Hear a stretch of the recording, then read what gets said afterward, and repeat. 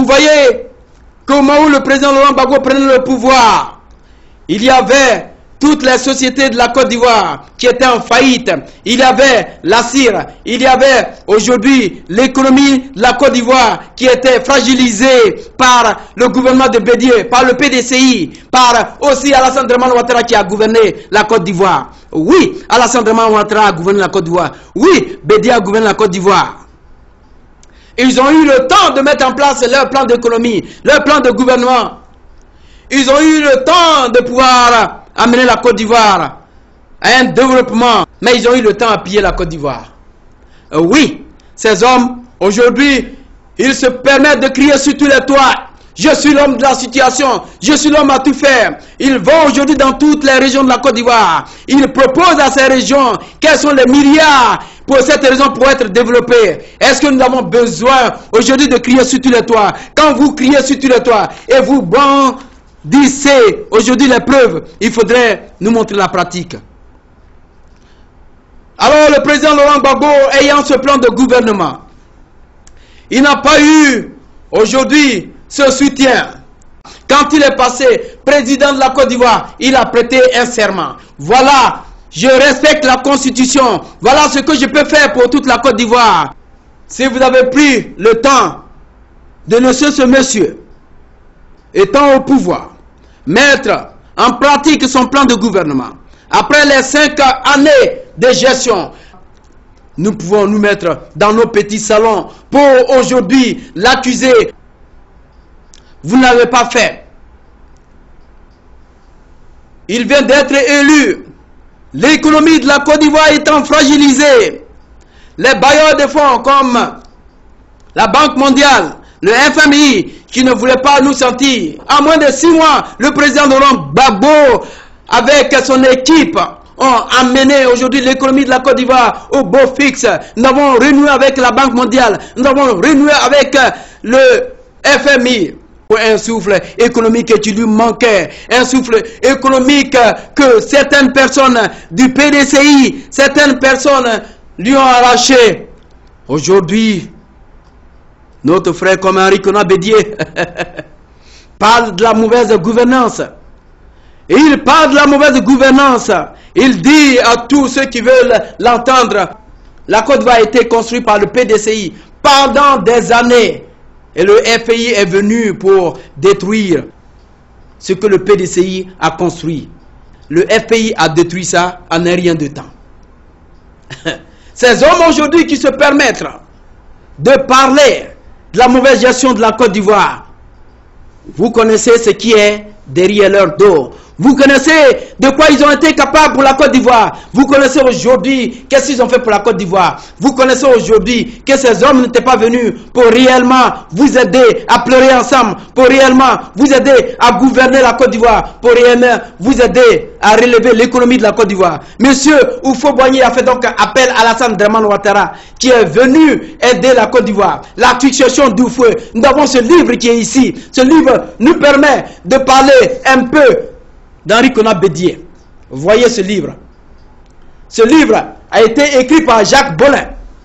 Dans ce livre, quand vous lisez ce livre, vous n'allez plus avoir l'idée de pouvoir voter Henri Konan Bédié, l'idée de pouvoir voter encore quelqu'un qu'on appelle Henri Konan Bédié, aujourd'hui qui se présente devant la Côte d'Ivoire et qui parle d'une gestion opaque de Laurent Gbagbo, qui parle d'une mauvaise gouvernance. Est-ce que Henri Konan Bédié peut parler d'une mauvaise gouvernance? Il devait apprécier le président Laurent Gbagbo de par sa manière aujourd'hui de diriger la Côte d'Ivoire. Laurent Gbagbo est venu au pouvoir. Il y a une guerre qui lui a été imposée. Et au cours de cette guerre, il y a d'autres bonhommes, d'autres personnes qui mettent le feu. Quand ils mettent le feu à la Côte d'Ivoire, ils s'échappent. Ils fuient la Côte d'Ivoire. Et ils s'en vont. Et quand ils voient que celui aujourd'hui qu'on croyait qui devait mourir ou bien quitter le pouvoir, on croit que celui-là tient encore bon, on vient lui demander pardon. Celui-là n'a jamais tué une mouche. C'est pour cette raison que je vous dis que si vous voulez régler vos histoires, si vous voulez que la Côte d'Ivoire soit gérée, il faut aider quelqu'un qui pourra vous aider. Je vais prendre aujourd'hui l'UDPCI de Bapri, Albert. Quand le ministre m'a pris, l'ex-ministre du Transport était à la charge de ce ministère, qu'est-ce qui s'est passé? Les audits sont en cours pour tous les ministères. Ces ministères ont été pillés. Personne n'écoutait le président Laurent Gbagbo. Personne n'écoutait. Tous ceux qui étaient au ministère faisaient à leur tête. Ils s'organisaient pour faire rentrer de l'argent dans leur parti. Monsieur Albert Mapri, réellement, il y a eu un scandale financier au niveau du ministère des Transports. Ce scandale financier, vous êtes au courant de ce scandale. 80 millions de francs CFA. Monsieur Mapri, je voulais vous dire qu'aujourd'hui, si vous voulez être président en Côte d'Ivoire, vous avez un long parcours. Il faut encore apprendre auprès des gens qui peuvent réellement vous donner des leçons. N'haïssez pas des gens comme le président Laurent Gbagbo, aujourd'hui, qui ont pour le métier la politique, qui ont pour le métier l'historique, qui ont pour le métier cette capacité, cette carrure d'amener la Côte d'Ivoire à un développement homogène.